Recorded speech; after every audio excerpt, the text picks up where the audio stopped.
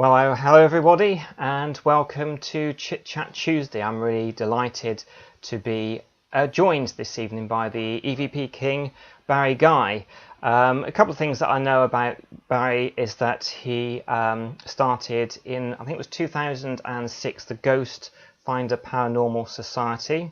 We're going to talk a little bit about Barri's childhood experiences, because I know that when Barri was younger, he experienced paranormal evidence during the time himself, and there was also a little bit of a showdown later on. Also as well, we'll talk about Barri's first Ouija board experience, but also what is really brilliant as well is that Barri's also kindly sent me through a few clips which we'll share of some of the evidence, and also let you know where these have happened just before they go ahead. You know Barri mostly probably we know through Help My House Is Haunted, but also as well he started his TV career back in 2010, and the very first time I saw Barri was on My Ghost Story, and you can also see Barri on various other paranormal programs. So thank you, Barri. Thank you so much for joining. Is there anything you want to add to what I've said at the beginning here? No, not at all. Well, thank you for having me, Paul. It's great to see you again as well. And I'm just happy to be here. Excellent. Yeah, brilliant. Where I really like to start, and I've got some books here of my books, because it was through books that I first became interested in the paranormal, and I noticed you had some experiences as well. The wonderful book, some people might have this. Let me know if you've got this one, The Mysterious World, Arthur C. Clarke. And also got some shout outs to say of people. It's nice to see so many joining right now. And Ghostwatch, I remember that was quite controversial, but a lot of fun. John Spencer and Tony Wells, but that was actually my first introduction to ghost hunting, and it's when I saw it on TV. I thought I'll have some of that. But I know that you were interested in the paranormal and had paranormal experiences. Can you talk about your first book, which was the Reader's Digest, Mysterious Unexplained, or something like that? Yeah, I've got it here. It's Mysteries of the Unexplained. That's the first book I ever read when I was probably about 9 or 10, maybe. It's quite a lengthy book, but we didn't have much else to do at the time, I don't think. And it's just one of those books that has stories of monsters, cryptids, hauntings, legends, and things that really do freak kids out before they go to bed.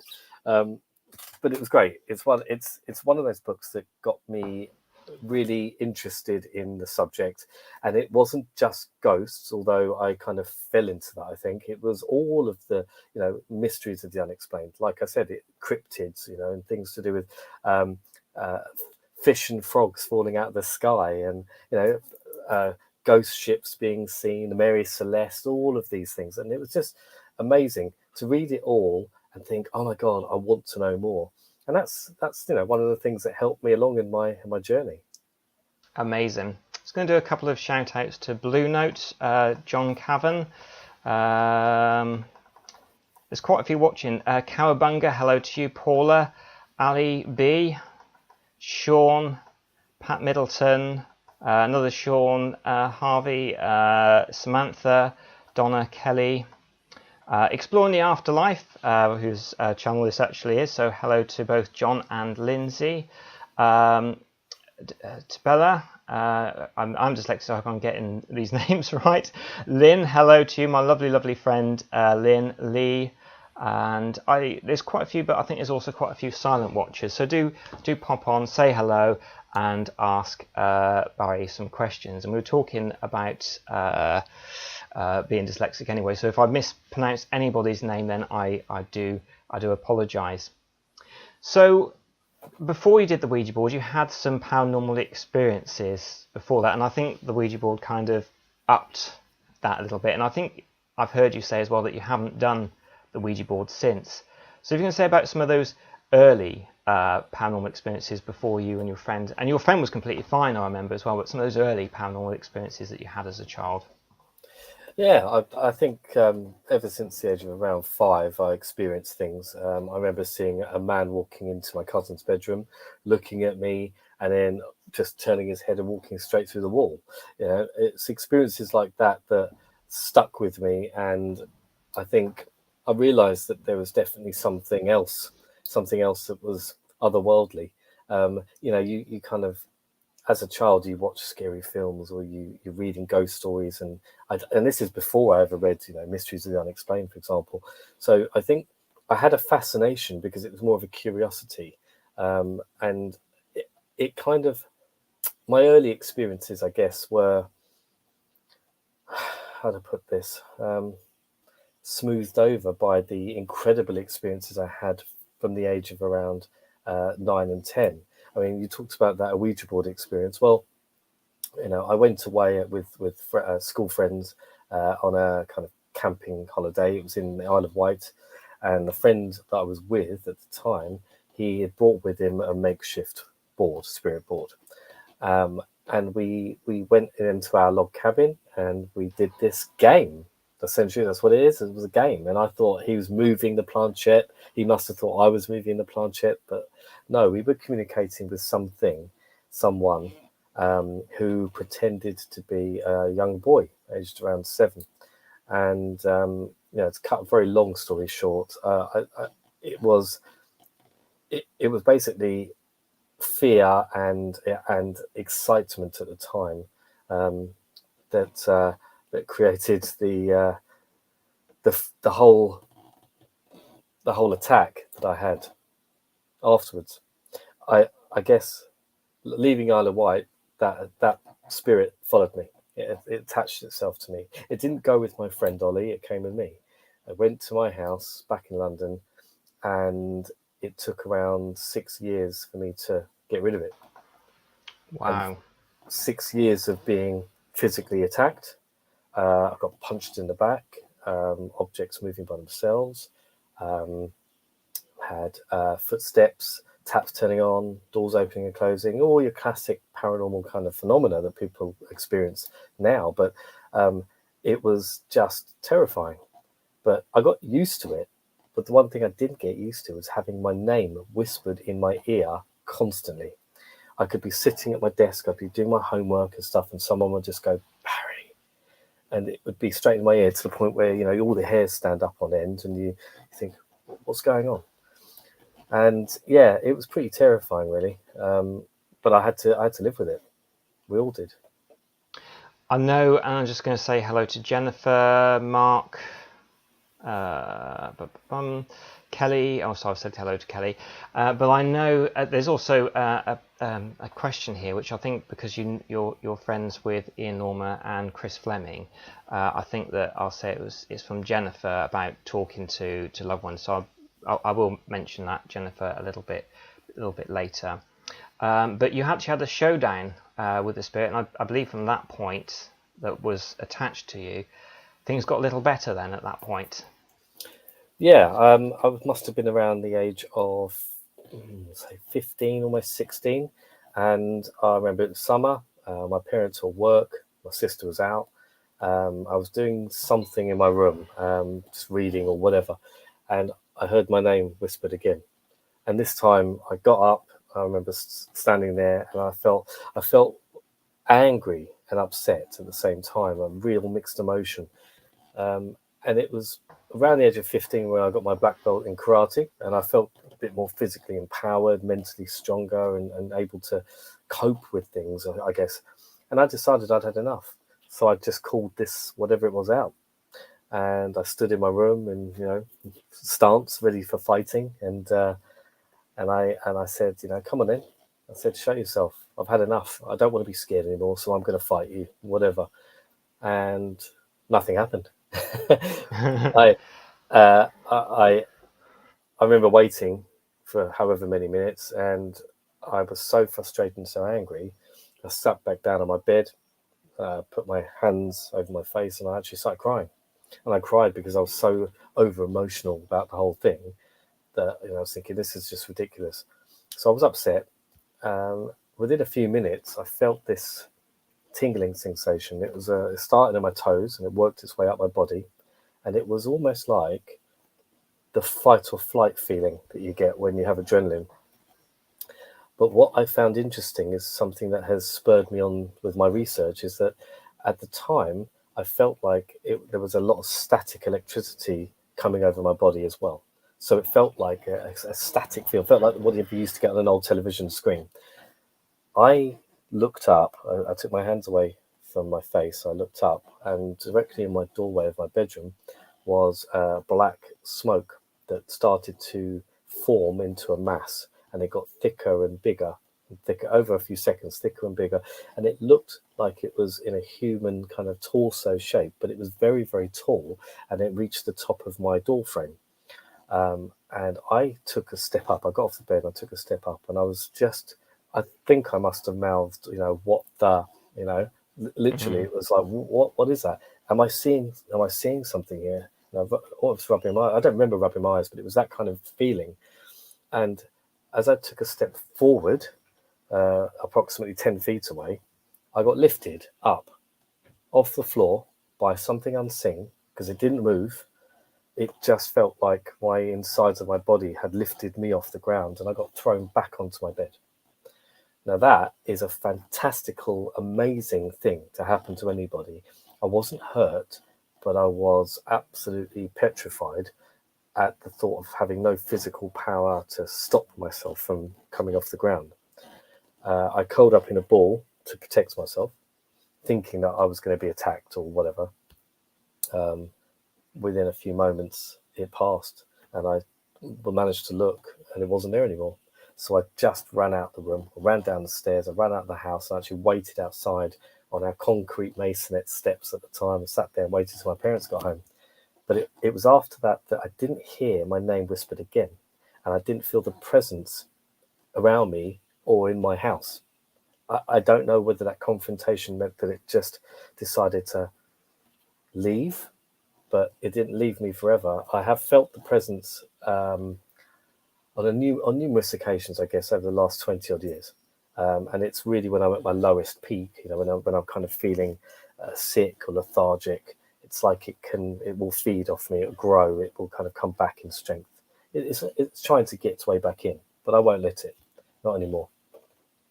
No, and well done for that. Hello to Gillian, hello to Amanda, hello to Miriam, hello to Claire, Lucy, Kelly, Lorna. I think there's a few more names, but they're coming up quite fast, so I do apologise if I've missed anybody. So I mean, that sounds incredibly terrifying.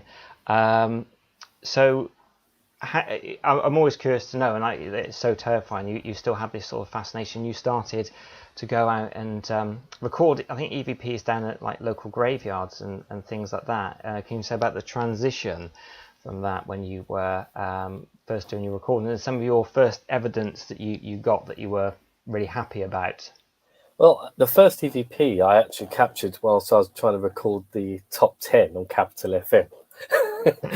using a cassette recorder, and it was during the same time. It was during the same time that I was hearing my name being whispered and that kind of thing. Now, for the life of me, I can't remember what it said, and I think it was my name. I tried to recall this recently. I can't remember what it is, and I must have recorded over the cassette, or I've lost it. I just can't find it anymore. That was when I was around 14, 15, I think. And that, I guess that's the first EVP I ever captured, because I remember listening to it thinking, oh my God, that's incredible. What is it? And that almost led me to do as much research as I could, but I didn't know where to start because I didn't have the internet. I didn't have a mobile phone. It was one of those, at my age, I had to go down to the library and find books. So I found lots of different books. And one of the books I still have, actually. Where is it? Oh God, how did I get it out?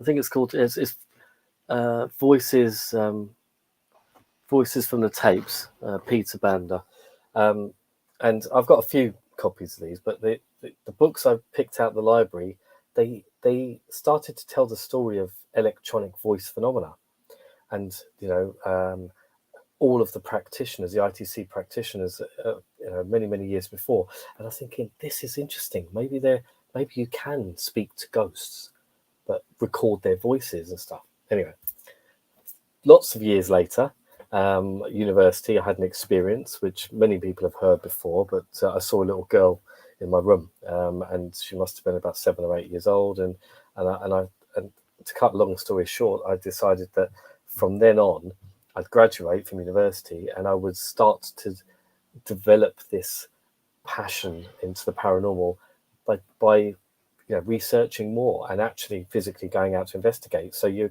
perfectly right. I went to local graveyards and things like that, and places on my own. Took a cheap voice recorder. I had a K2 meter after a few years, which I bought off Chris Fleming, believe it or not, before I even met him. Yeah. And a camera, and a notepad and paper, and I recorded the sounds of voices, disembodied voices. They weren't great; they were like low-grade EVPs, but there was clearly a conversation being had in this one area. I remember footsteps. I heard the sound of a child laughing while I was investigating this abandoned building in West London, and it's really kind of spurred me on to say, I want to do this properly, but nobody gets paid to do this job unless you're lucky enough and fortunate enough to be paid to present a program to some extent. So it is one of those things. I'm very fortunate to be in a position where I can do my job I love to do, and get paid for it. So, yeah. Brilliant. So I just got, I'm starting to jump around because I like to ask people's questions as well. I just want to say, I've seen Annie, Lindsay, and Deborah has popped up. So hello to yourself. Pat's one I want to pull up, and then we'll sort of get a little bit back to your progression. I might start showing some video clips then. Is there a place you really want to investigate but haven't had the chance to yet? So is there any one of those that you think, actually, I'd just love to get into this particular venue? Well, honestly, there are so many places I still haven't investigated in the UK. We've got hundreds of brilliant haunted places. A lot of them, I have been to the most famous locations, I guess, but believe it or not, I still haven't managed to investigate 30 East Drive. A few months ago, I was meant to be there. My team had to go without me because I was filming. So it's just difficult. And I guess that with my schedule now, it's really hard to try and fit the time in to get to these places. But one place in particular, say two places if I can, two places I'd love to go to, both in the USA. One is the Queen Mary. I never got to investigate the Queen Mary when I was there. And the other one is Alcatraz. I mean, that would be incredible to walk around that prison and try and find them, the mysteries and the spirits that still remain there. When doing my research, I thought you'd actually done the Queen Mary fairly recently, so I was going to actually say, how's the Queen Mary? So I'm really glad that I didn't say that one out live. Fantastic. So when you created your page, Ghost Finder Paranormal Society, you were looking into forums and things, just wanted to learn. And can you tell the development of the Ghost Finder Paranormal Society? So it was back in the mid 2000s. What we're talking about, 2004-05. I started to teach myself. Well, I got a PC for the first time, a home PC, and I started to teach myself how to code. Using the forums. That was the rage back in the day. People used to chat on MSN and have these chat rooms, and they were all about different subjects. So I was a member of several chat rooms to do with the paranormal because that was a passion and interest I had. And I thought, I can do this. So I just did it. I built myself a website and a forum attached to it called the Ghost Finder Paranormal Society. And it became a massive place where people from all around the world were talking to each other about their experiences. And I loved it. So I kind of thought, I'm going to develop this further now. So I have been out and investigated, but I want a team. I want to go out with other people, like-minded individuals I can trust, and investigate places, not for profit or anything, just because I wanted to find evidence and to kind of be able to put it on the website and showcase it to the world. And it's just born from there. So early 2006, it launched properly, and still going now. So it was a great experience, and lots of different members from all walks of life and backgrounds. And my best friend Phil Measy, who's still a member of the Ghost Finder Paranormal Society, he's been with me since the beginning, and we've investigated hundreds of locations together and private houses as well. Cool. My dear friend Lynn's been popping in and out from Facebook to YouTube. I think there's been sort of trouble with Facebook. So if you haven't heard me say hello to you, Lynn, hello to you, and I hope you're doing really, really well. So we'll now move further forward. It's kind of jumping through, and if I see any other questions, I will definitely get them up. So your first time you were on TV was in 2010 for Living TV, and that sort of kick-started lots of interviews and things. So tell us about that process. Would be really cool, please. Yeah, I guess Paranormal Investigation Live, as it was called back then, it was a program that was over Halloween, over 3 nights, and we replaced the Most Haunted Live team, so that was a big deal, and it was a it was a challenging program. I'm going to say now, please don't watch it. It wasn't very good, and but I think, as Phil would say, it was ahead of its time. That was it, the concept, potentially. So it was 2 groups of paranormal investigators, Team Impact, and that was led by Paul Hobday, believe it or not. So Paul Hobday you would have seen him on Ghost Chasers. So Paul and his team were Team Impact, and one was GPS. And we were using technology and science, essentially. So the equipment, and Team Impact were using the more spiritual side of things. So 2 teams investigating 2 different methods around Castle Menzies in Scotland. Now, we had no knowledge of where we were going. We were just flown over there and driven to the middle of nowhere. And it was like let loose in a candy shop of this huge castle. A great place. And I'd love to go back. I haven't been back since, but it was incredible. And it did kickstart my career. I think it was from then that I got small parts on TV in other countries as well, from Israel, Japan, Canada, Germany. So I was interviewed about my experiences, and I was asked to sort of do some research on this, or plan to do something with a bit of equipment. And I never in my wildest dreams ever thought that I would end up with a very successful paranormal TV show, as Help My House is Haunted has become. Yeah, and it's really, really loved. And I will go to Help My House is Haunted in a second, but I've just pulled up this question from Claire. Out of all the technology you use, which do you think is the most accurate? And can you recommend a make or model? Hi, Claire. Yes, no, I saw Claire recently. We were on a paranormal investigation in Sheffield. Brilliant. On the weekend. So Claire, as you know, it'd probably be my trusted voice recorder. This is one of many. This model is the Philips voice tracer that's been used on Help My House is Haunted. I think electronic voice phenomena for me is the best form of paranormal evidence. I know some people would say, well, seeing is believing, video, photographs. Well, they're great, but they can be easily manipulated, and especially in this day and age of computer technology and vast graphic designs capabilities. It's just, this to me is a pure form of paranormal evidence. Recording in the ether in a quiet room, asking questions, and then hearing a voice respond to your questions intelligently is just phenomenal. And you can't beat it. That's why I love what I do. And Paula said EVPs are great evidence. Just get this one up from Lucy. Hello to you. Hello to you both. So when you investigating, what is the best way to protect yourself, in Barry's opinion? Good question. So everybody has their own way of doing things, okay? There's no right or wrong way. It's about intent. So if you protect yourself with thought, you can ask your spirit guides to protect you. You can call upon angels. You can wear protective amulets or bracelets. I mean, I often wear tiger's eye. I wear obsidian, larkovite, things like that. And I have lots of different protective crystals that my wife has created, and she makes black salt pendants and necklaces and things, and I wear them with the intent that these are protecting me. But some people like to bubble up. They like to visualize energy surrounding them, pure white light, and that protects them, and it's you can't be penetrated by outside negative forces.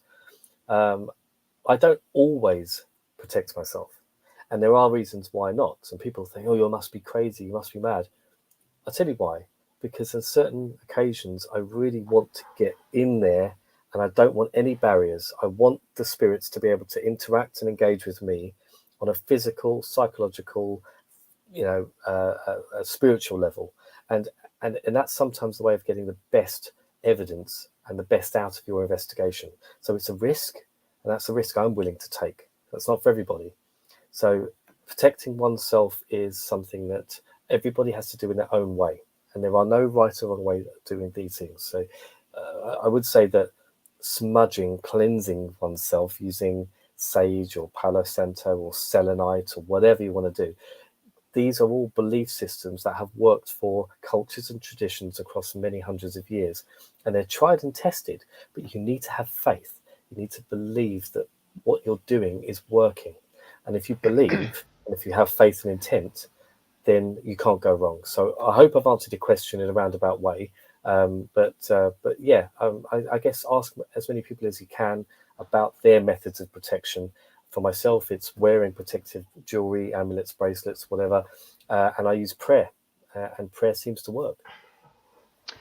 Brilliant. I know that you've come home from investigations, sometimes from Help My House is Haunted, and your wife has done a spell on you as well. Absolutely. Yeah. I mean, I walk to the door and I started getting blessed and prayed on, and it works. Yeah, definitely. Right, let's just get this one up, and then quick question and we'll get on, because the time is going so quickly here, and then we'll try and see, hopefully, because I've uploaded and downloaded the video, so hopefully they'll play completely fine. But Kelly, have you done any investigations in Cumbria? If so, can you recommend anywhere for an amazing investigation newbie? Well, Kelly, Cumbria, I've done Carlisle Station, believe it or not, and the Undercroft that's there. And that's very, very active and very haunted. So yeah, I'd recommend trying that. You can contact them directly. And the Undercroft is the bit that they've got this sinister energy, and presence down there. So I'm sure you'll be able to get in there. But Cumbria, great place, great part of the world. Say hello to Robbie. Hope you're well. Charles, Sarah, and Debs, who's joined in, and Kathalina says, when you come to the States, would you consider visiting the Betty's house in Arkansas? Yeah. Arkansas, yeah, absolutely. You know what? There are so many hundreds of locations, but if I get to go to Arkansas, I'll come to the Betty's house, definitely. There are so many places out there that warrant an investigation, and I'm very jealous of my colleagues and friends that live over in the States, but likewise they're jealous of us over here in the UK having some amazing historical locations on our doorstep. So each to their own. I guess we have treats dotted around all parts of the world. Remind me to ask Robbie's after I've shown the clips about any places that you wouldn't go back to. Before I show these clips, people know you from Help My House is Haunted and several other paranormal, but also as well you've got your YouTube, which is successful and popular. You do your own nights investigations and organise public hunts, and you've also got a paid page people can go to as well. So if you can mention those ones where people can get to see more of clips like this that I'm going to show. So if you can say, that'd be amazing.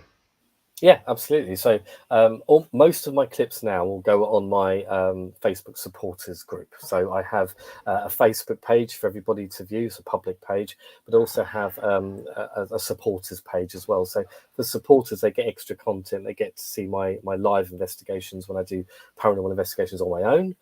Recently, I did one at the Hambury Arms, which Paul's going to, I think, show you a clip of. And that's the best place really to reach me. But I am across all social media platforms, so if anyone's got any questions, they can reach out and ask. So Hambury Arms Pontypool, it looks creepy as hell. And it's, if you say a little bit about it and how comes they've got all these really... Because I did see a little bit of the investigation live when you were doing it. If you can say a little bit about this amazing creepy place, just before I show you the clips. Well, absolutely. So the Hambury Arms in Pontypool, which is in South Wales, I believe. So it is owned by Tracy and Nigel Turner, and it's a former pub, but it's got a huge history, and we're talking hundreds of years of history there. One area was a morgue, and now they've converted part of the upstairs area into a museum for haunted objects. And I can tell you now, I hate dolls. In fact, you probably already know this. I hate dolls and clowns, anything that stares back at you. And when I went to investigate in there, there were haunted dolls. There's a haunted clown. There's just freaky objects. It is creepy, and it is up there with one of the most haunted places I've been to in recent times. I've just made a note for you, Sean, as well, after these clips. It's about the celebrity Help My House is Haunted, ones that stand out for you. So I had a bit of trouble playing these earlier for some reason, so I'm just going to do that again, and then we'll show one clip. I've kind of broken it down, Barry, and done some repeats on, in particular, the first one. And then if you say a little bit about them after. So fingers crossed this plays okay. So this is the doll. According to Tracy and Nigel, is the most paranormally active. Whoa! The REM pod just went off, guys, in front of me. I don't know if you saw that. I know the camera was high. Emily, was that you? If that was you, Emily, please can you make the REM pod go off again? Can you make the lights flash? Can you make them go green? Awesome, thank you.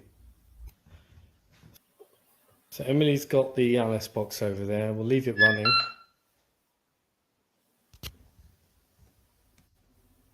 Yellow. Yellow? What's yellow? Where's the yellow? Is there anything yellow that I need to look for? God, look at that.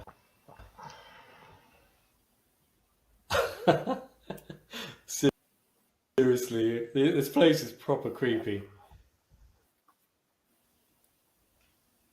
There's a lot of energy coming off these objects. Ooh, something's touched me. Something just touched my back, guys. If you can hear my voice, please can you speak now?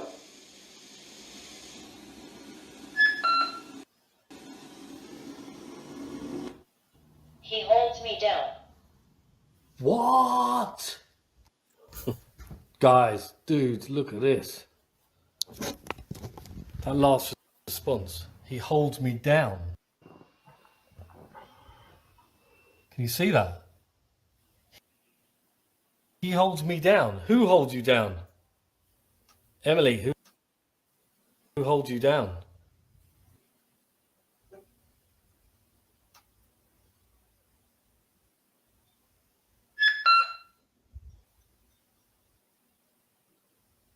Daddy. What?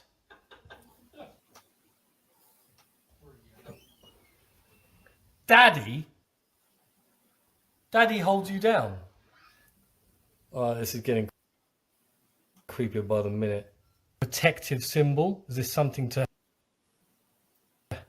protect you from, you know, the wickedness of your father, potentially? Whoa! That's confirmation, guys. Thank you.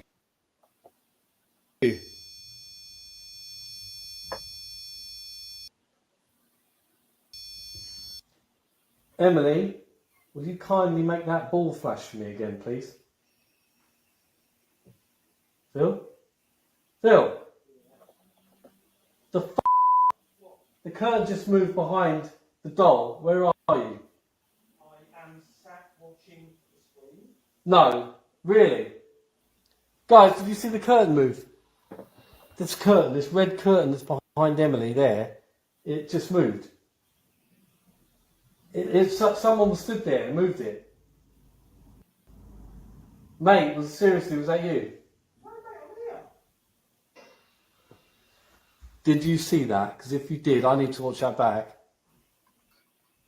Emily, will you kindly make that ball flash for me again, please?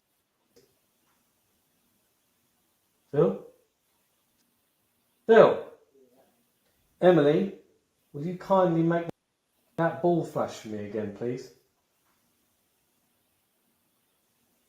Phil? Phil?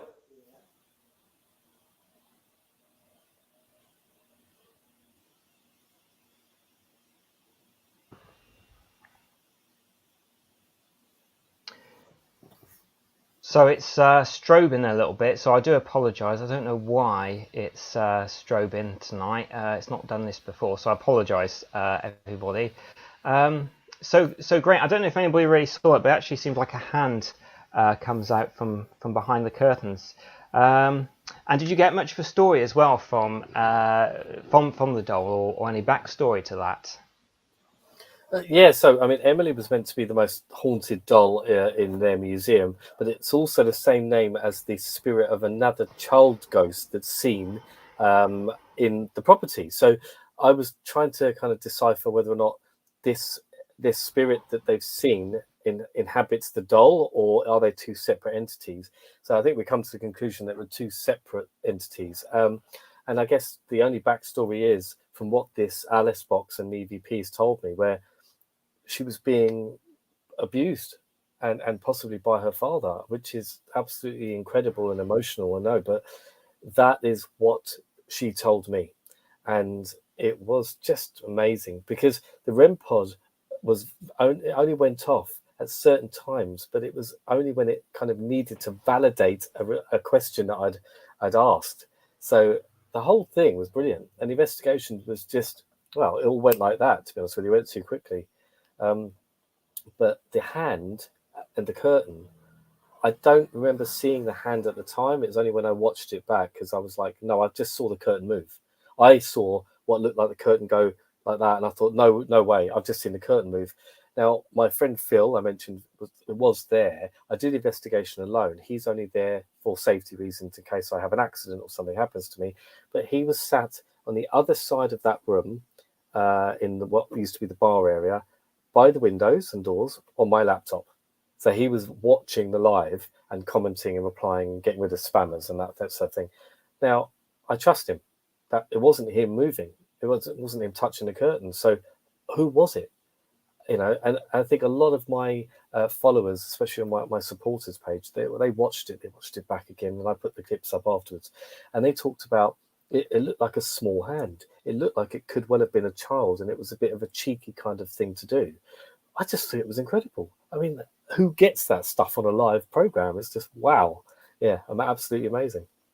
Yeah, really, really cool. Lots of wows coming up in the corner. And just before we move on, because to the next thing, the Alice box, because there's so many different tools similar to that. You've got like the Ovulus and puck meters and things like that.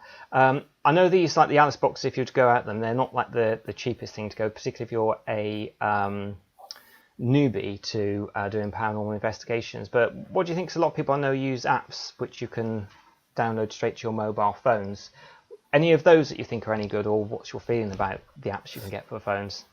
Yeah, trust me, Paul. I mean, I spoke to you about this before, didn't I? And I've used a few apps recently, and I never, ever, ever wanted to use apps. And why? Because I had this idea in my head, a preconceived idea, a notion that can't work because they can be programmed, or how a spirit's able to manipulate the phonics or the word banks.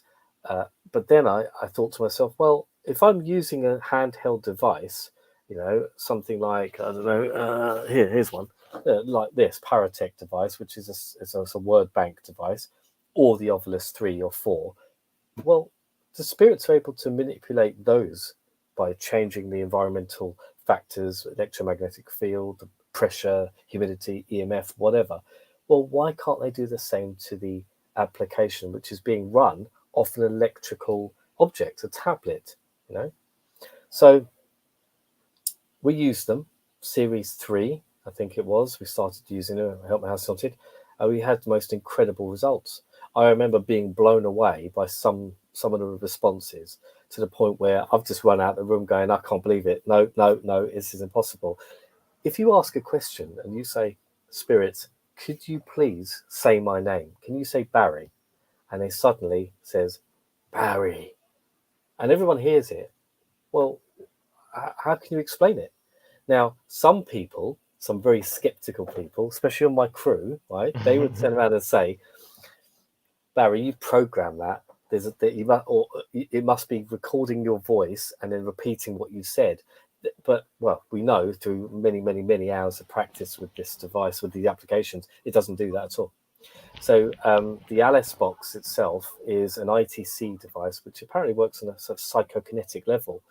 Trust me, Alice at the moment is wow. Okay, it is an amazing kit. I've overused it. I think I'm relying heavily on it because every time I use it, spirits seem to talk to me, and they tell me their name. They tell me why they're there. They tell me, what they want, and it's just incredible. But I like to use things like Alice in combination with Paratech, which is another application that you can get, and also you can get the mini devices as well. There's different versions of this. You can use Necrophonic, which I think has been overused, and I have had some amazing success with it, but in recent months, not so good. Echovox, I love it. Why? Because that phonetic sort of banks of sounds, well, there are no full words in there. So Echovox works when it randomly sweeps through the channels A, B, C, D, E, F at different speeds, and it's never going to give you a word because there's no words in there. It's just sounds. But if you're asking a question, you'll wait to see season 4 of Help My House is Haunted. Ask a question, it gives you a whole sentence that makes perfect logical sense. And this is not just after leaving it running for 10 hours. I'm talking hit after hit after hit. Well, for me, I know they work. I know that spirits are somehow able to manipulate the electromagnetic field and communicate with me using these devices. So I'm heavily into ITC. I still use my voice recorder to get those clear, crisp, pure sounds of ghost voices. But I love to get responses to validate that using these instrumental transcommunication devices. Cool.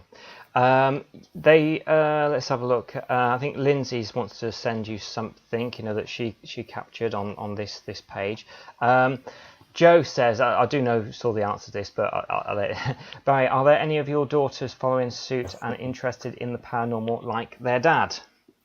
So, they're all interested. They all love it. I think they've grown up with this environment. So, Freya and Isla, the younger ones, not the youngest ones, but in the middle there, they love watching all the programs, all the shows. And when I've got EVPs, I'm running through here in my office, and I go, I can't get it. I just can't get it, even with filtering the sound. I go, like, girls, have a listen to this. Now, their frequencies, their range of hearing is different to mine. So they listen to it, and they sometimes go, Dad, that's saying this, and they love it. They want to hear more, but I'm kind of a bit, oh no, I don't want to get you too involved yet. You're still young because they're nightmares. So, but yeah, let's hope so. One of 7 might be the next female paranormal investigator. We'll do a daddy and daughter show one day.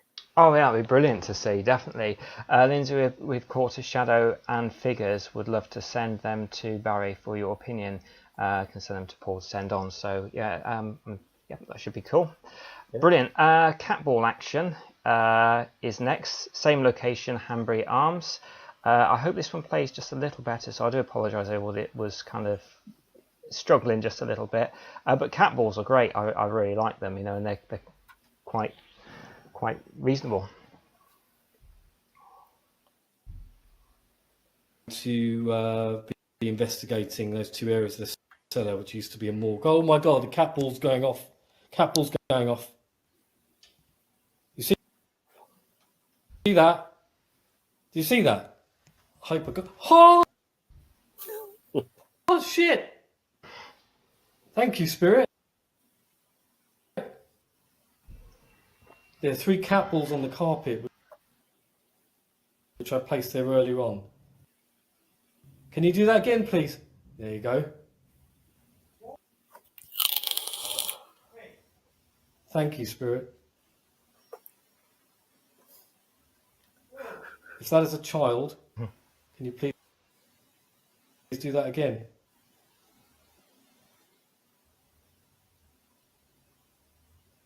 Can you do that again? It's right next to that creepy jester.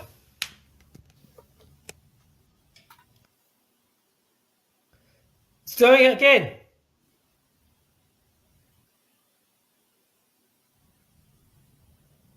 I have some catball interaction. Because I've heard these clips before, I kind of knowing what's going to come. I actually noticed at the end of that there seems to be what looks like an orb come round. As you're there at the time, is it something that you think could have been a genuine sort of spirit orb, or do you think it was some dust or something at that point? It's just right at the end before it finishes, just right where the Exploring the Afterlife symbol was, which was. But if you can say a little bit about that, please, that'd be really cool. Absolutely. So obviously, I'd set these catballs up on the rug in that room, and they'd been there for some time.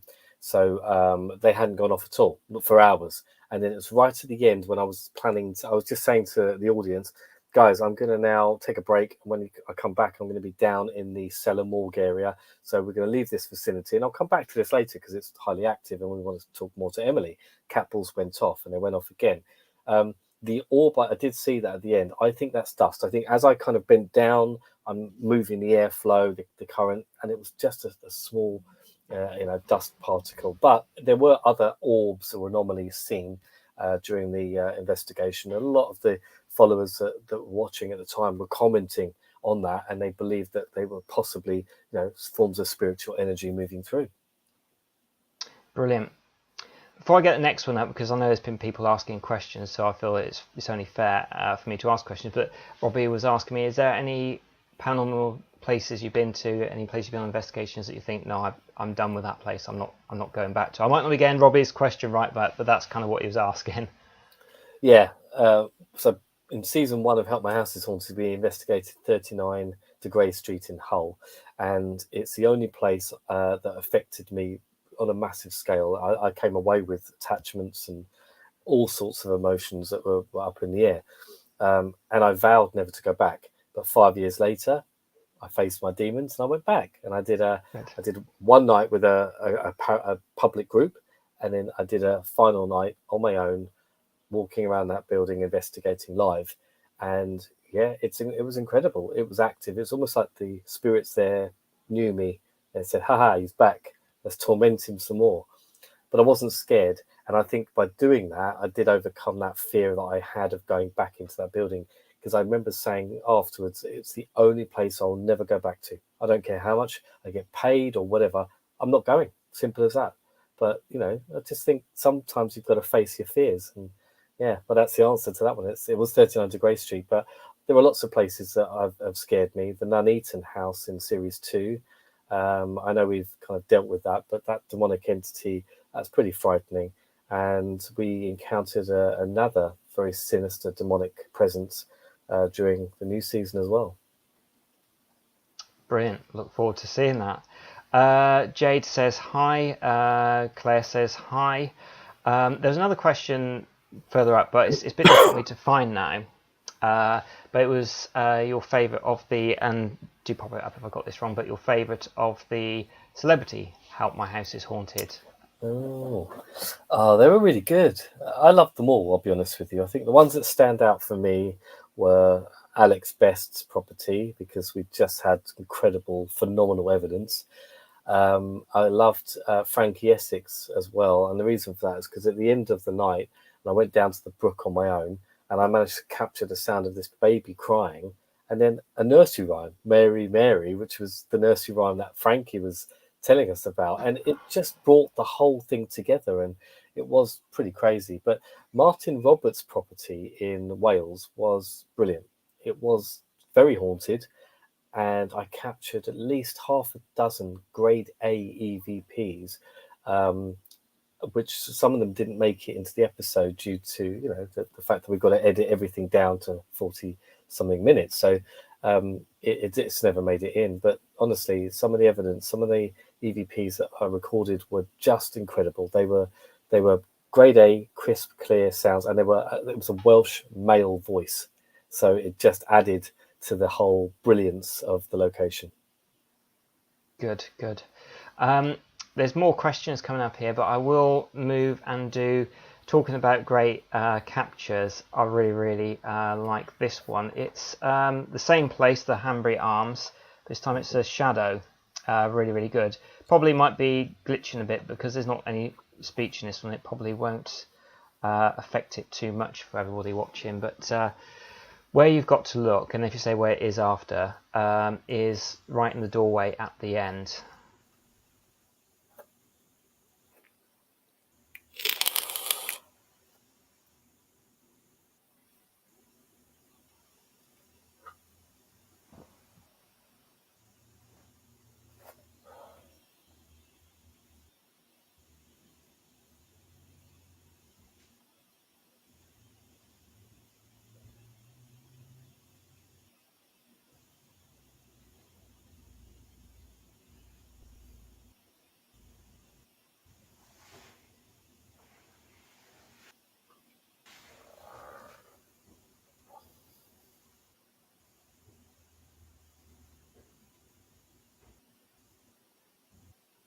I could play that again for people, maybe with the sound off this time, so it just makes it a little easier. So if you can explain, whilst this is going, where this lock-off actually is. So this is in the cellar, the basement level of the Hambury Arms, in what used to be the morgue. So Tracy and Nigel will actually have put some beds in there, so people can stay there. They can choose to sleep there if they want.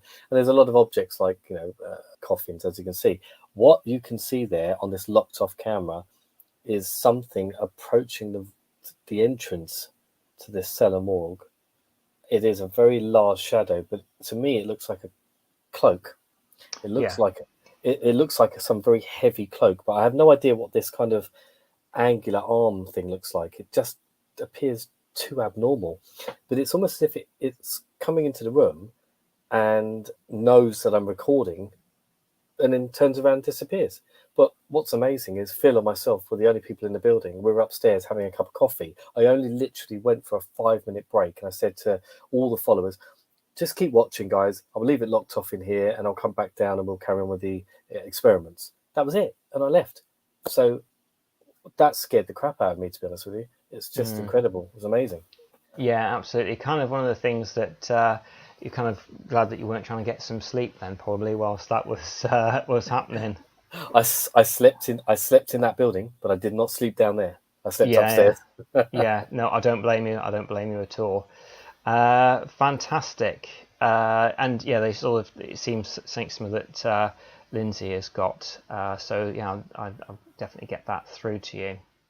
The other thing I'm going to share here is the final one from this investigation. Let's hope it goes all right. And this is the bedroom, but this does look a different bedroom. Is this the one that you slept in, by any chance? I don't know which clip this is. Oh right, it's Catball's on the bed.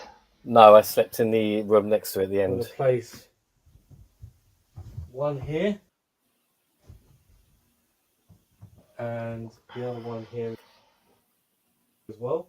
So these are both on the bed.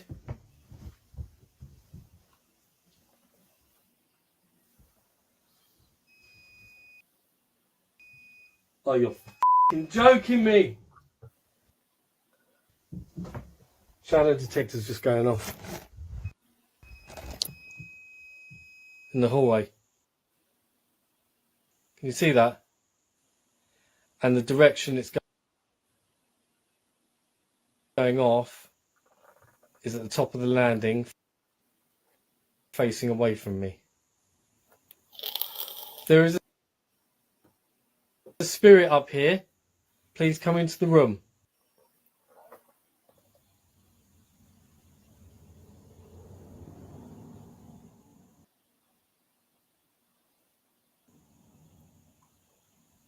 Can you do that again, please?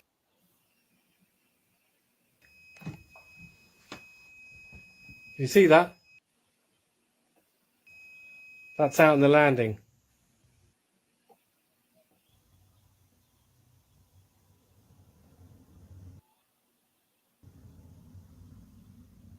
There is a spirit attached to one of these paintings, these portraits. Please tell me your name.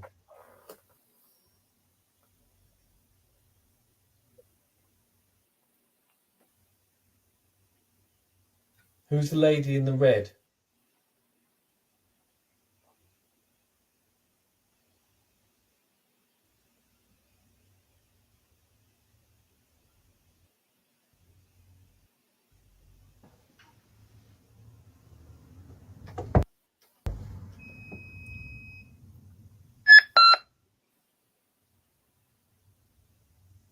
Kathy. Kathy. Who's the lady in the painting? Kathy. Is it Catherine? Kathy? These. So yeah, that's and that just goes to show how good the Alice box is, really. Gillian's saying good night now, just good night and thanks for watching. Cool. So that's that. So was it actually the lady in the painting was actually called Kathy then? That was the. I don't know, and neither does Tracy and Nigel. I think it was, it was procured from somewhere somehow, but it has this history of being haunted. It was just I didn't actually get to show you in the clip, but it's just a portrait, literally, of a woman with black hair and a red dress. Very beautiful kind of side profile. And yeah, and all I could say is I asked one question and I got that response, and it straight away.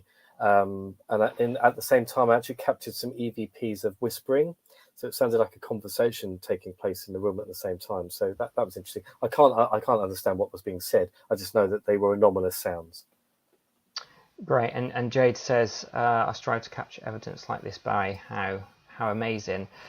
Before I get on to the Ram-In bits of footage that you sent through to me, and I've been to the Ram-In a couple of times, and it is truly a amazing place to visit and do an investigation. Great for history and all little.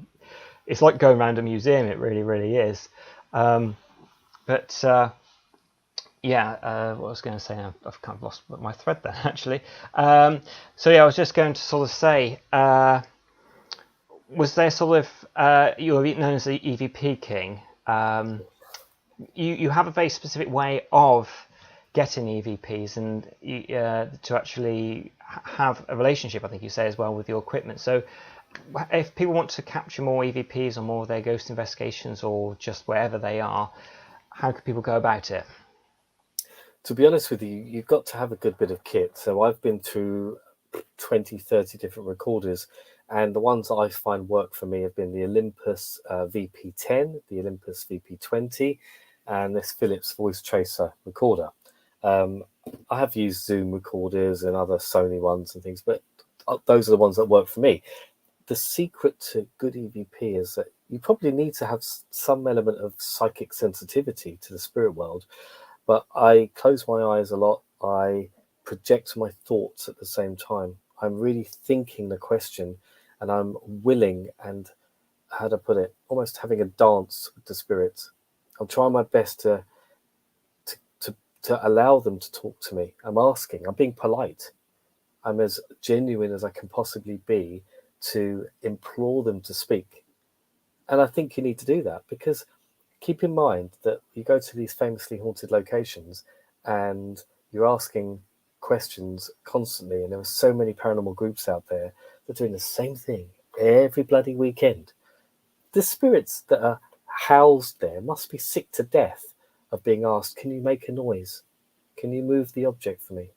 Can you tap someone on the shoulder? The same questions over and over again. Change your questions, think outside the box.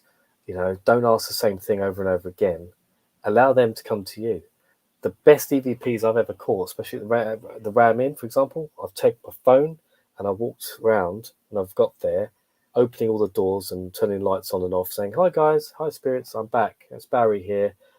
I'm really looking forward to speaking to you guys tonight. And I record my whole walkthrough.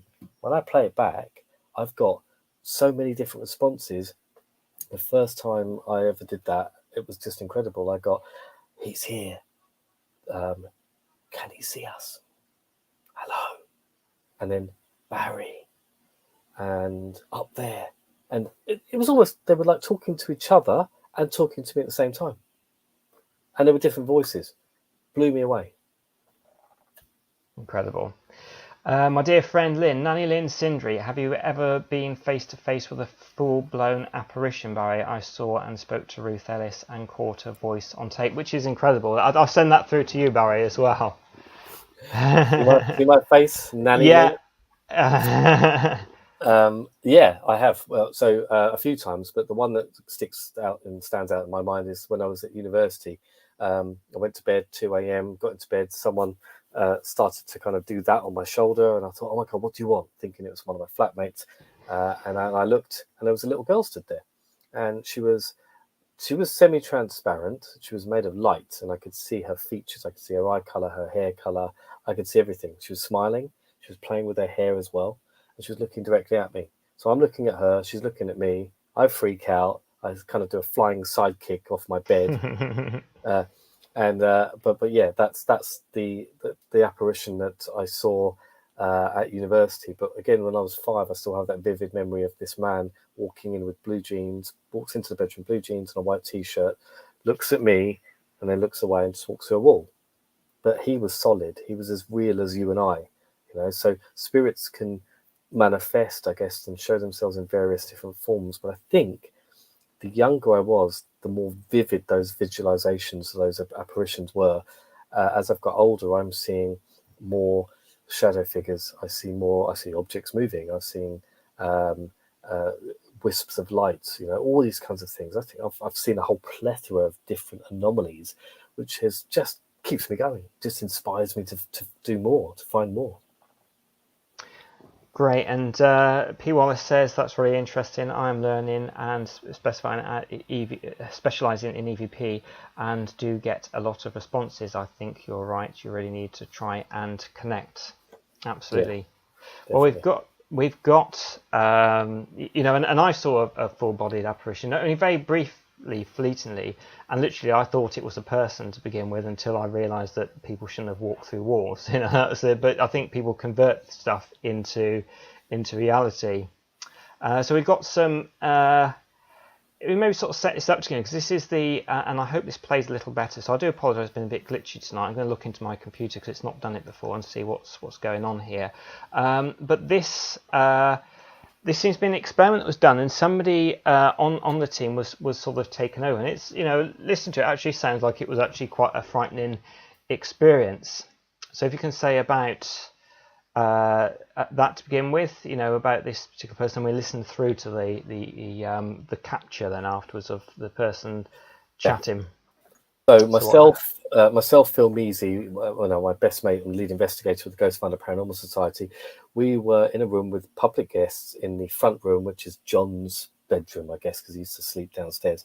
Kate Ray, who's one of my team members as well and a great friend, she was trying to do a bit of a meditation exercise where lowering everybody to be a little bit more susceptible. It was quite a risky thing to do. Never in a million years would I've expected Phil, of all people, to be overtaken by spirit. He just suddenly started speaking in a different voice, started speaking and saying something that I couldn't figure out. Now, one of the guests recorded all of it through audio, but she was right at the other end of the room. And I was sat pretty much 2 foot away from Phil. So I quickly grabbed my phone to record the audio myself. Actually, it's on my voice recorder. So I caught the end of it, the last 10 seconds or so. But this is it. Yeah.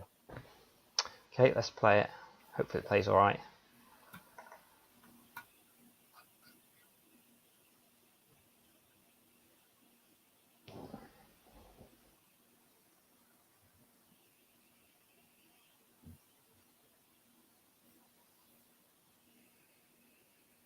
Bad. You think you're pretty, but you're not. You're not. Everyone thinks you can. Stupid. Who are we speaking to? What do you care? Because it'd be nice to know. Because there ain't no water here. There isn't any. Water?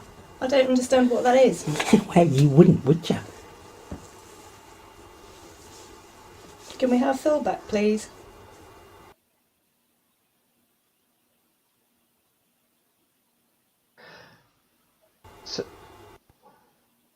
So yeah, how was Phil after this? And you know, I guess, as you say, pretty shaken up from the whole experience. He was shaken up. He had to kind of get some air and stuff, but he snapped out of it, but didn't really recall what he was saying or what happened. It was almost like he fell asleep, you know, in a hypnotic state. I don't know, but I've had similar experiences in the past, so I can totally attest to how he felt. But what he's done there is inadvertently channeled a spirit, because he, you know, a medium, a spiritual medium that can channel spirit, they often lower themselves and allow the spirit to come through and talk. Phil has never done that before, and he's not a psychic. He's not someone who's practiced this. So the spirit who wanted to speak just found him as an easy vessel to communicate. Yeah, Dawn there says it sounds like an old female, but I mean, to me, it sounded like a male. And I think further on in the investigation, some of the responses we got, it became apparent that this was a grumpy male. And I think someone that may well have frequented the place when it was an inn, an establishment for drinking. So it was almost like, well, he's still there, this grumpy man. So get lost, that's the kind of mentality. Yeah, and lots of people say that must have been scary. I didn't mean to get on my boat. Let's have a look. Well, we might as well ask this one. I've accidentally got it up, but yeah, it's a great question. What made you get into the paranormal field of things then, Barry? Did you have an experience? Well, if you go back to the beginning, we were talking a little bit about that, but is there anything else that you think would be a good thing to add to that wasn't put at the beginning, Barry? I guess, back in the 80s, I was born in 79, you can work my age out from that. And back in the 80s, I had experiences. I used to read books, everything I could get my hands on. My mum had a really good collection of books, and a lot of them were to do with mysteries and things like that. So I read those, and then I went down the library. So I became a bit of a bookworm, but I only liked reading the factual books, the non-fiction stuff didn't interest me. So I just learned from that until the invention of the internet computer, and that was it. I kind of became a sponge. So it was a combination of all of my personal experiences, reading things that interested me, and then I guess watching Ghostbusters. Absolutely, Ghostbusters is a great film. I still absolutely love Ghostbusters. I think I've lost Paul in Frozen. No. Oh, am I here? Am I here? Okay. Yeah. Oh, good. Yeah, you're back. You're back. Oh, worrying then. Lovely. So we got some more captures from the RAM in. So let's go to this.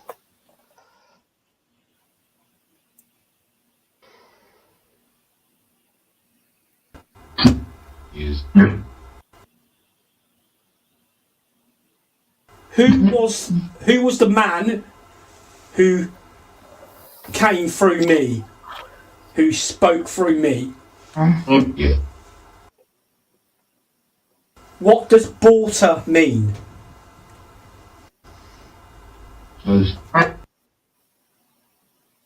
Are there any demons here? How many imps are here? How many spirits have we got here with us? How many spirits are with us?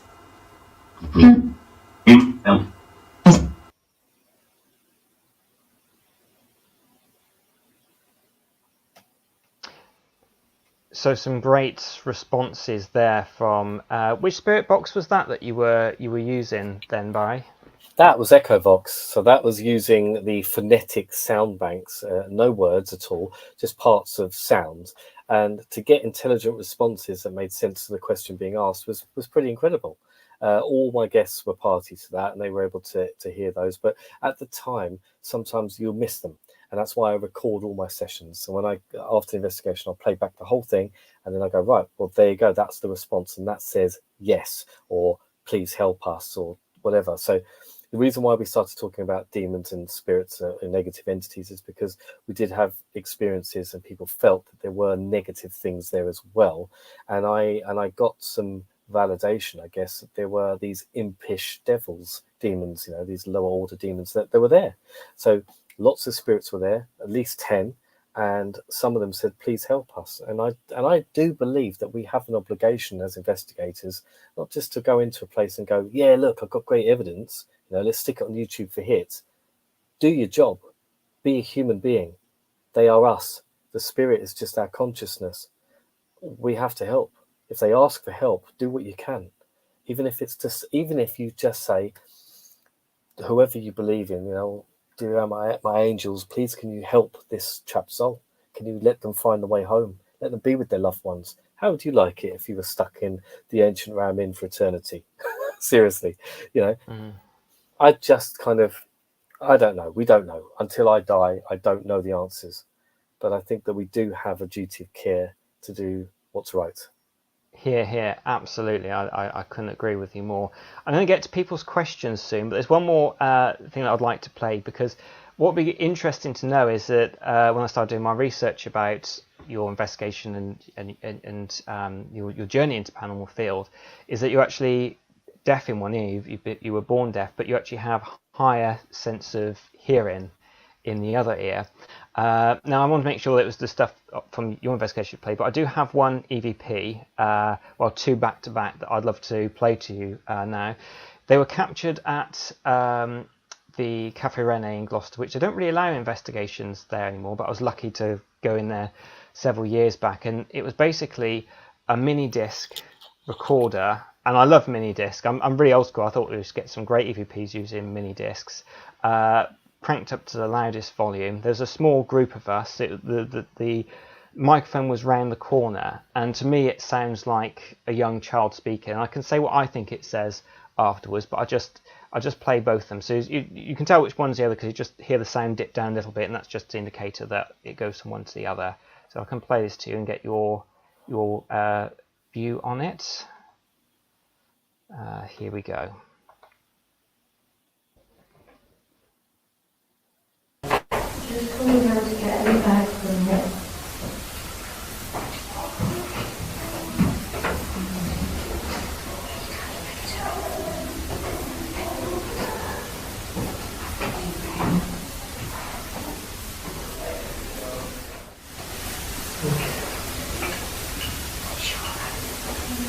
I'll take it.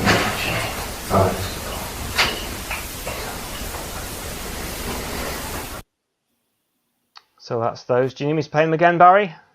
No, I can't. Because of the sound quality, I can't make out exactly what's being said. There's definitely a male voice there. I think there's potentially two, and they are. Oh, the spirit is talking. It's talking at you. Yeah, it's pretty incredible. I think if you've got the raw file, send it over. I'll see if I can clean it up a little bit. Yeah, that'd be good. Yeah, I've got the raw file on mini disc, and I'll put it as probably a WAV file or something because it'll be just much higher. Because this was converted down to MP3 to then go back on there again. I just will play it one more time, just the first one, because to me the first is like a child's voice, and it sounds like he's coming, Victor. It's her, be brave. Hello. What are you doing? Just coming down to get any bag from it.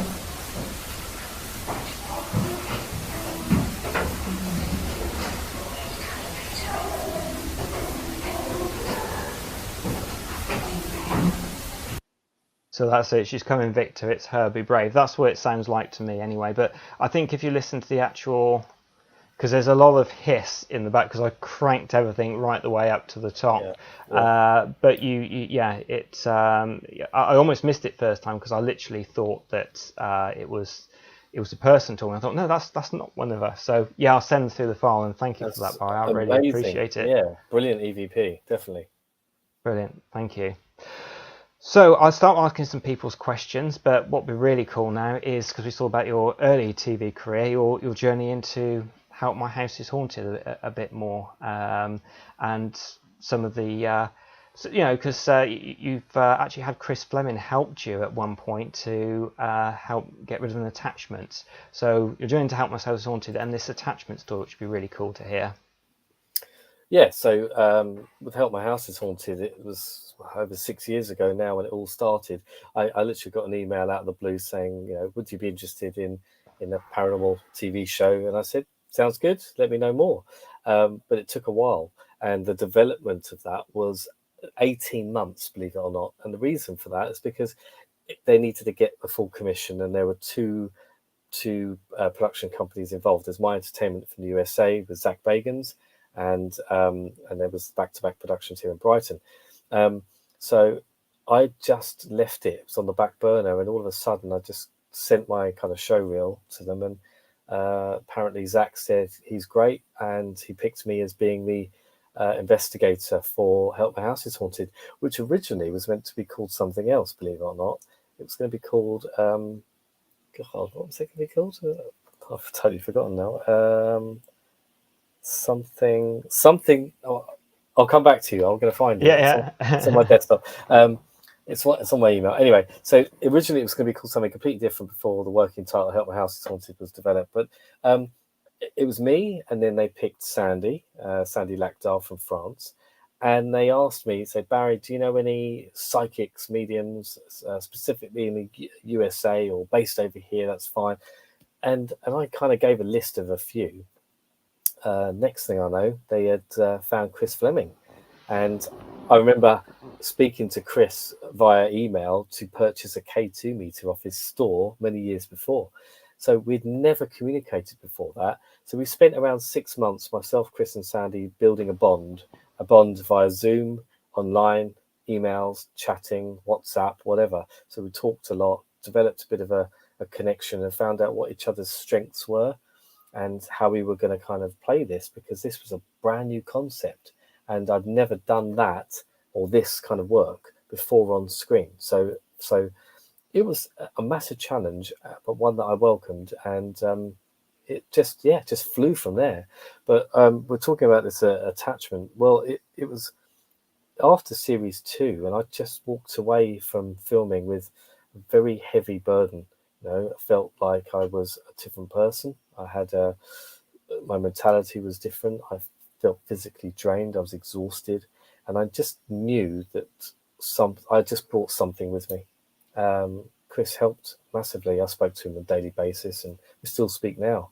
You know, and he told me how best to resolve it. You know, with the power of prayer, protection, and also one of the best things he said to me, which sticks in my head: change up your routine. Do something to throw them off your scent. If you get up at 6 a.m. and go for a run at 7, go for a run at 8. If you eat at 5 p.m., eat at 4 p.m. Go to sleep at different times. Do everything you can to change your routine, which changes and alters your well-being and your auric field. This loosens their grip. And when they become loose, you can get rid of them.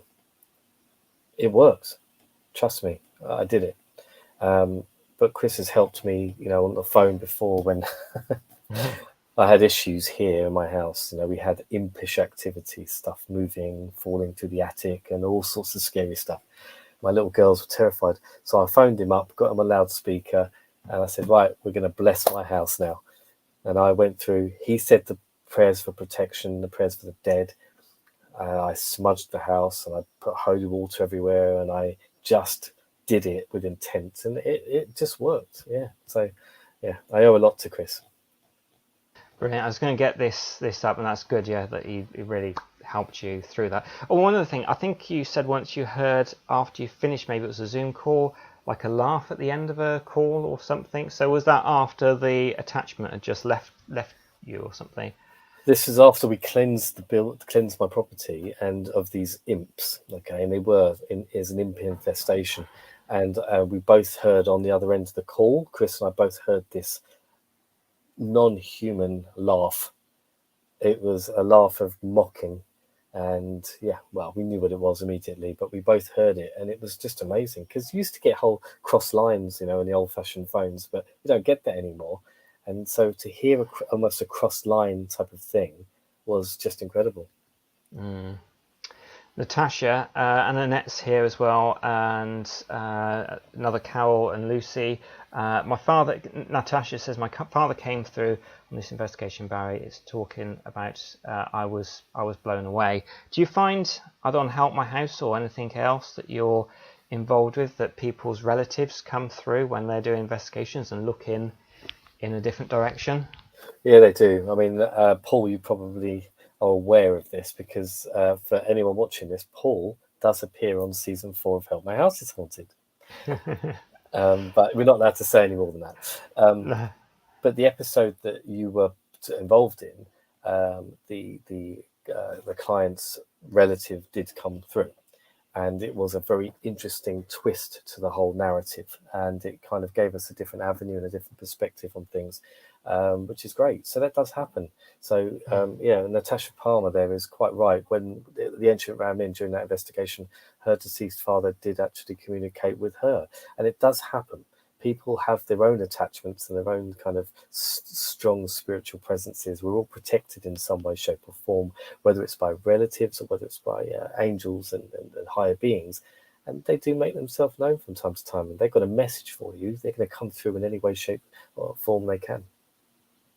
Brilliant. Let's have a look. Yeah, so Mama, I cannot wait to see the new season. I have seen your post on Facebook and said there's going to be things that make you cry, things that make you sort of scared. So it sounds like it's going to be a great season, and I'm really looking forward to seeing it when it's on. Yeah, there's 15 episodes, guys. Season 4 has 15, not 12, 15, and which is great. A lot more work for us, but you know what? I loved every minute of it. And the episodes, you know, some will make you cry, some will make you smile, some will make you terrified, some will put you, basically, you're going to turn the lights out and go, I can't do this ever again.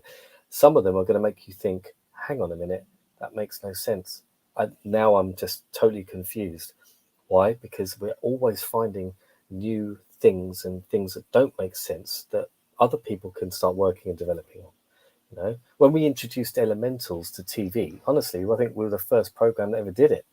Season 2 or whatever it was of Help My House on, we had pixies. Chris and I both saw something that was very real, and yeah, and now I totally believe that we are surrounded by interdimensional beings, whether they are just human consciousness, spirits, a residual ghost, or elemental energies, and sometimes interdimensional beings that we'd call demonic forces, and they are just all around at all times. Amazing. Yeah, I was going to actually say, and I realised we're rapidly approaching the 90 minutes. I wanted to give you one more shout out so people can also get to see you on your Facebook and join you on your public investigations as well, or other ones that you've arranged. But I think you said that you saw this with Chris, and was it a beaver? It kind of looks something like a beaver. So if you could explain the whole what it was like, where you were, and that would be really cool. So it's in Devon. It's outside the old schoolhouse, which we called the Pixie House. I'm stood facing Chris. We were having a chat about the whole case and whatever off camera. And for my peripheral vision, I'm saying my left side and his right side, we both saw this small creature that looked like a beaver on two legs, kind of humanistic. It had hair that was short and slicked back and a bit of a snout. And its arms were forward, and it ran from the garden wall in through the brickwork of the house, like it could just pass through like a ghost, I guess. But it was very real, it was very solid. I don't know what I thought. Hang on a minute, I've taken something. There's got to be something. I've drunk something that's given me hallucinogenic properties. I don't know, but we both saw it at the same time, so we both commented on it, and I then filmed him on my phone, and vice versa. So we had this to kind of relive that moment, discussing exactly what happened and how we felt. So amazing, incredible first experience I ever had with something that I would consider an elemental, and that's not the last. So wow, just a crazy, amazing experience. We're coming to the end too quickly at this, and I realise there's a load of people that have asked questions as well throughout this, and I do apologise to you that I haven't had a chance to mention and ask your questions too, but so that people can again get to know where to. I mean, you're easy to find on the internet, but if you can give a shout out to different things that you do and how people can get in contact and join your pages and things. Yeah, I mean, the first thing I just want to say, thank you guys for tuning in and watching. A lot of my followers are already on here. You know, we've got Sean, Claire there, I can see. So thanks, guys, for watching. But, you know, if you spell my name right, you can find me. I'm pretty much the only person in the world spelled B-A-R-R-I and my surname G-H-A-I. So look me up on Facebook. I have a public page on Facebook. And if you want to become one of my VIP supporters, just hit the subscribe button, and you'll get a separate group that you can be part of, which is where I do my lives and you know, give people a bit more of an insight into me. So Twitter, Instagram, my YouTube isn't very up to date, but I do occasionally post videos on there. But yeah, if you want to find me, just type barryguide.com and get my website. Really cool. And it's great you get to know a little bit more about you through the website, and you get to see when Help My House is Haunting isn't on TV or Discovery Plus, you get to enjoy his investigations on Facebook as well, which is highly recommended. What I'm going to say, and people are saying 10 more minutes please, if you could re-experience anything paranormal that you've had or been through or captured again, because it was so amazing for you to experience at that moment when it happened, what would that be? That's a really good question. I've had so many paranormal experiences that I think are amazing, but there are a couple that stand out. One is definitely when I was at university and that little girl appeared. Instead of freaking out and fly kicking her, I would have probably wanted to call out and said, hello, who are you? Can you speak to me? You know, done something other than go, oh my God, there's a ghost. You know, that kind of stupid mentality. But, you know, that's retrospective, I guess. But also, many years ago, maybe 10 to 12 years ago, I investigated a farmhouse in Sussex. And I walked into the bedroom and I had a K2 meter in my hand. And as I walked in, the room was thick with static. I'm talking thick to the point where it felt like I walked into water because it went into my eyes, my nose, my ears, my mouth. And it was just like walking into your old TV screen that used to rub the fuzz off when you were a kid. And it was that. And it was the first manifestation of this female entity that was in the house. Unfortunately, it was short-lived. As soon as it was there and I started to go, oh my God, I can pull it out of my nose. It was like it was stuck inside me. The K2 was going crazy. I had huge spikes in EMF. And then all of a sudden it just dissipated.